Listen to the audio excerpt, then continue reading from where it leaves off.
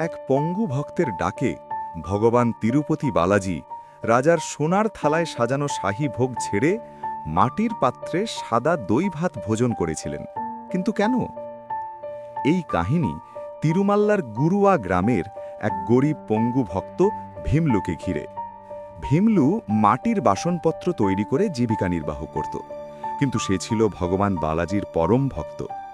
পঙ্গু হওয়ার কারণে সে পাহাড়ে উঠে তিরুপতি বালাজির মন্দিরে যেতে পারত না। তাই সে নিজের হাতে মাটির একটি বালাজি মূর্তি তৈরি করে অশ্রু সজল নয়নে প্রতিদিন মাটির পাত্রে সাদা দই ভাত ভোগ দিত।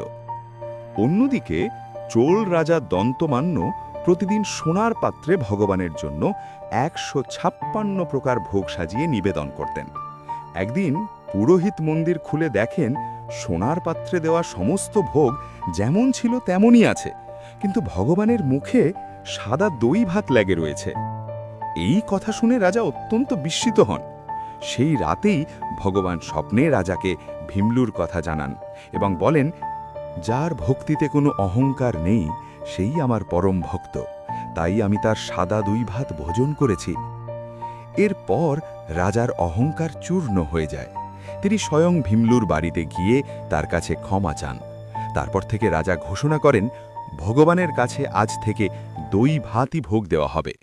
যদিও বর্তমানে তিরুপতি বালাজি মন্দিরে লাড্ডু ভোগ দেওয়া হয়, কারণ ভক্তদের প্রসাদ বাড়ি নিয়ে যেতে সুবিধা হয়, কিন্তু ইতিহাস বলে সাদা দই ভাতই ছিল বালাজির প্রথম ভোগ। আপনি কি কখনো বালাজি দর্শন করেছেন? অবশ্যই কমেন্ট করে জানাবেন। এই ধরনের ভিডিও দেখতে চ্যানেলটিকে অবশ্যই সাবস্ক্রাইব করে নেবেন।